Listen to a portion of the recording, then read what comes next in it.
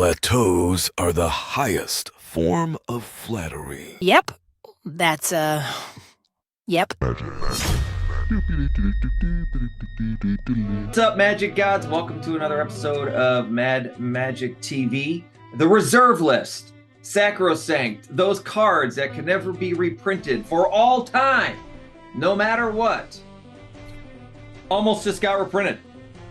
Modern Horizons 3, the set that all of us can't seem to stop talking about for numerous reasons, was just about to actually reprint a Reserve List card. I was stunned to see how close we came. Thala, tell us everything that happened.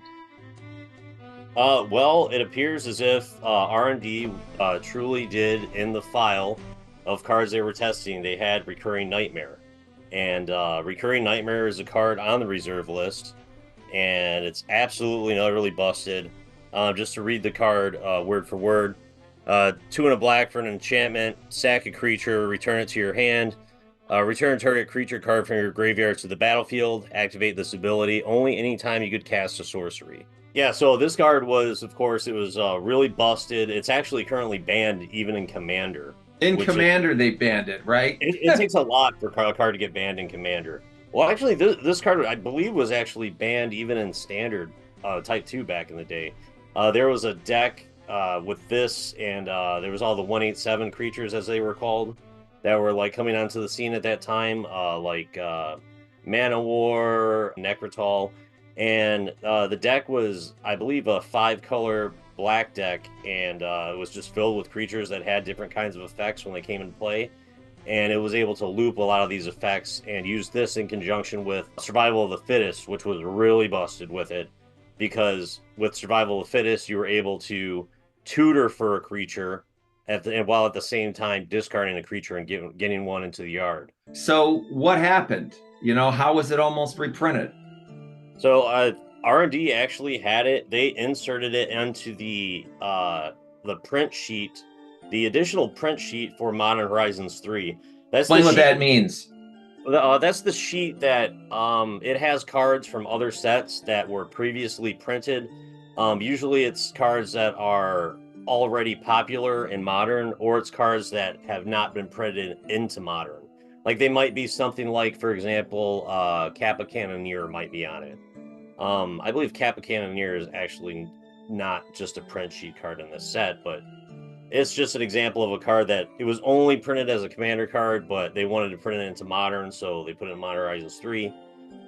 There's other good cards on there, like Solitude, Grief is on the sheet, Expressive Iteration, a few other notables like that. So that card, the Recurring Nightmare, was literally being tested, and it was deemed to be completely and utterly busted. And there is a card that replaced Recurring Nightmare. Well, hold on a second though. I just want to make sure that I want to make sure that we really understand this. When you say, it was being play tested, are you saying that basically they had the Modern Horizon 3 cards and the designers and everybody are working with these, and then in those testings, Reoccurring Nightmare is also getting smashed into these decks while they're testing?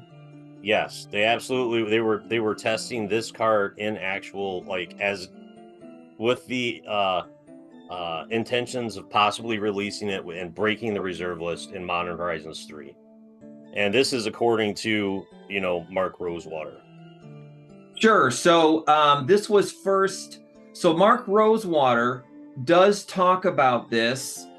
Yeah, he talks about it though, right on, Wizards.com website, right here, where he starts talking about the Reoccurring Nightmare. I will post the link in our description so you can look at it for yourself. But go ahead and read the quote. Well, what he said was, and this seems like he's trying to pass the buck here a lot as far as the reserve list is concerned. And we all know that Mark Rosewater is not a fan of the reserve list. He would love to have the reserve list abolished, but he has reminded us time and time again, go ahead and give up on that. It's not going to happen. But so he says it's possible they put it in, referring to Recurring Nightmare, and then remembered they couldn't. I just know it was in the file for a short blip, Maybe they were getting a sense of it knowing they'd tweak it later. And that's actually what they ended up doing. But it seems like big time passing the buck with that statement. Yeah, what's interesting is like, who's the they? He is the they. Yeah.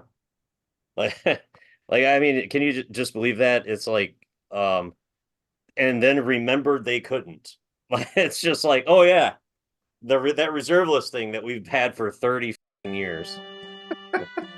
Okay, so ultimately then this thing gets pulled out, it's stuck on the sheet, they're play testing with it, and then it sounds like here somewhere, getting closer to the last minute, someone goes, wait a second, talk about being asleep at the wheel. So what ultimately did they come up with instead? Did they scrap the card or did we get something different? Yeah, we got a fixed version of the card. This is what the fixed version is. So we have what I'll pronounce as Sea Nightmare, because it can't possibly be pronounced correctly with the human tongue. It's a colorless Scythonian nightmare. Yeah, whatever. Go ahead. It looks a lot like if anyone's familiar with Cthulhu. It kind of looks like that, but it's not. It's actually a little bit different.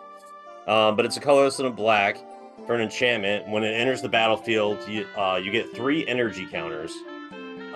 Energy counters, by the way, if anyone was playing during either Revolt knows that that's a completely and utterly busted thing in and of itself. But pay X and 1 energy and sack a creature and return that to your hand, that being the Sea Nightmare.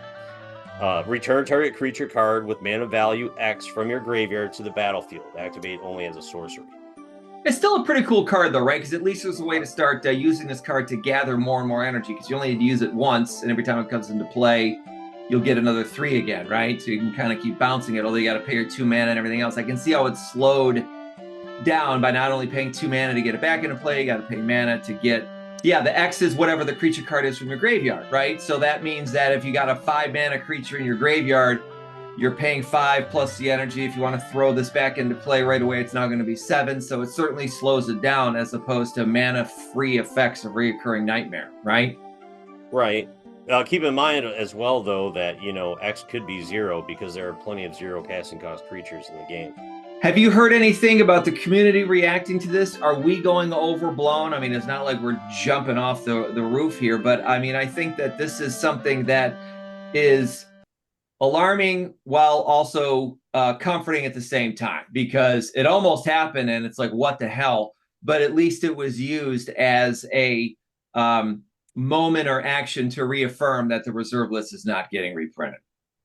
Right, but this feels like something that is a bit of an internal leak, and if we're being real, we don't know how many times in the past something similar to this has happened. This is just confirmation that it does or has at least for one time happened. And I just want to remind everyone that probably 80% to 90% of the Magic community doesn't even know what the reserve list is. They don't know where it came from, what its origins are, and the majority of the money and the income that Hasbro and Wizards gets from Magic comes from people that do not care if the reserve list is or isn't reprinted. And I think by reprinting the reserve list, all they're doing is alienating like the most hardcore fans that have been here for 30 years. And they're doing it for very minimal gain, because the only people that would be inherently like they would think it was a positive thing are the hardcore competitive players that are playing Legacy and Vintage. Because in any other event, including like competitive Commander, like you can actually proxy the actual cards that are on the reserve list. So think about how many people you know that are really into or interested into the potential of playing competitive Legacy and Vintage, because that's the only thing that would possibly affect, and weigh that against the alienation of the most hardcore fans of the game. Sure. Okay, everybody, we'll post some links in the description, both for the Rosewater article. MTG Stocks did a nice summary about it as well. There's also another great article out there that talks about the history of the reserve list, why it exists, how it actually broke down a couple times in the past, and why it won't anymore. I won't give you too many spoilers, but suffice to say, it actually deals quite a bit with federal law at this point in time that Wizards would actually have a real legal problem on their hands if they did break the reserve list. So thanks, everybody. Yep.